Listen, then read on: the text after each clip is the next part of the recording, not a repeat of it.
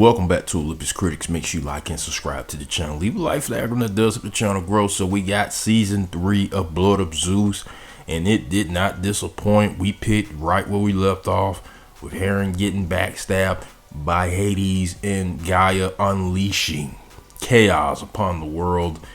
And I just want to say, man, it really sucks that this show is over. From what we got these last 2 seasons, which we had to wait 4 years for, did not disappoint. I think this is the best animation on Netflix. I will be keeping tabs on this team who created this on their next project, because they did a fantastic job with a lot of characters, especially with Seraphim. I never thought they would have had me root for a guy I could not stand in season 1. Like, they had to put this mofo down for the stuff he was doing, but they made you care about this lunatic. Well, you wanted to root for him. That was great character development of Seraphim, what we saw in this. Of course, I gotta talk about some other characters like Demeter. Demeter is the true villain, in my opinion. Like, this mofo just planted seeds everywhere. Like, when she admitted to Heron that she cut his thread, I'm like, you ish.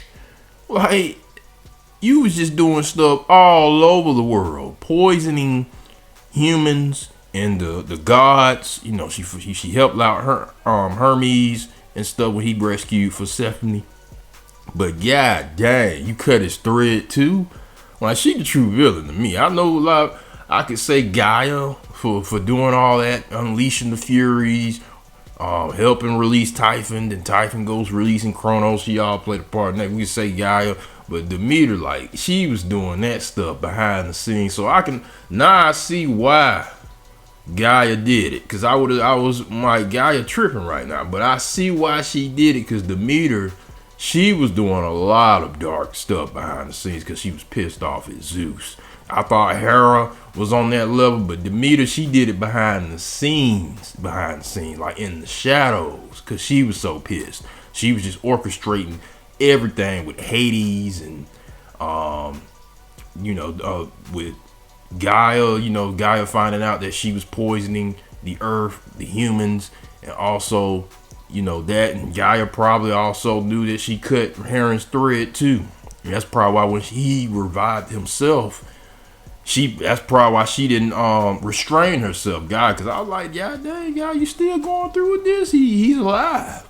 And she was like, nah, I'm still stand on business. These mofos ain't listening. They still clashing. They still plotting. So I'm finna go a step further. I'm finna release these Furies. I'm finna release Kronos. We finna have an all-out war.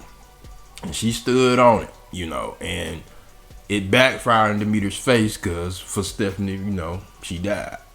She bit, Hades couldn't persuade her to go hide when Typhon was trying to come to the underworld, and all that just blew up in her and Hades' face. All that work they was trying to do, orchestrating in the shadows, you trying to use Seraphim, trying to plant seeds in other places, backfired, and they lost their most important person that they both loved. Because they tried to plot.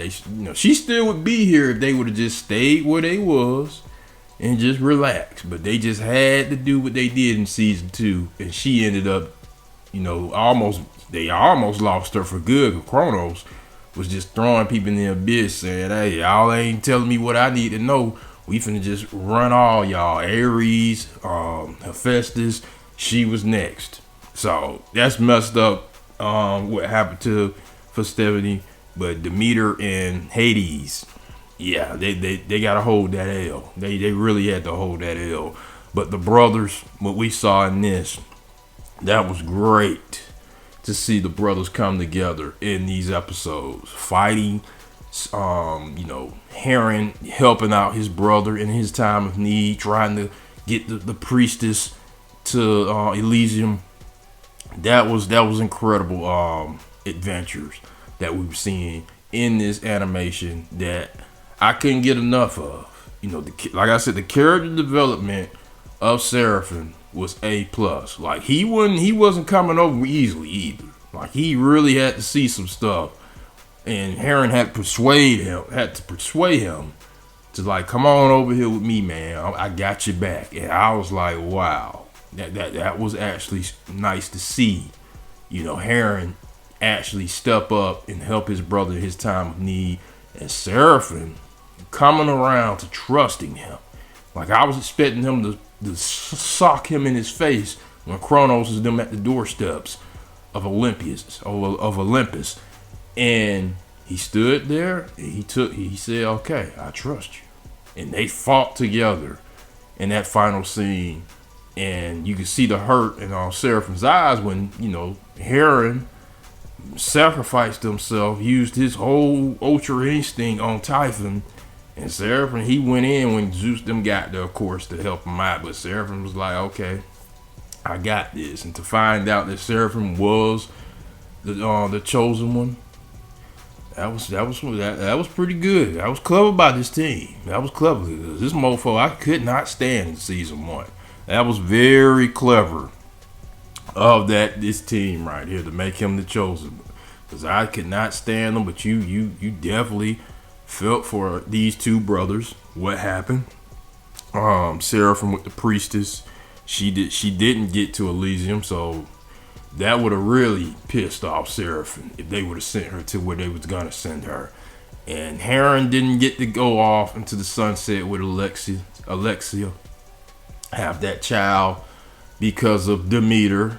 But it was a good ending towards the end, seeing them with their mother in the Elysium fields. That was a touching scene to see Seraphim find some peace. And Heron, he's reunited with his mother. His mother's reunited with her sons.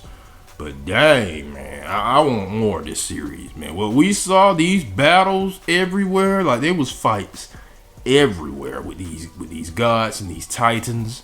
This world, I just want more, man. I can't believe it's over. For what we saw, we lost some cool characters like Kofi sacrificing himself for them to get that necklace. I just wanted more, man. Real talk. When I saw that final episode popping on, I was like, God, this is it. Y'all, this is better than Castlevania. I'm sorry. I like Castlevania, but this is better than Castlevania. What they did with these characters this is peak right here. This is peak of great animation to me and great storytelling.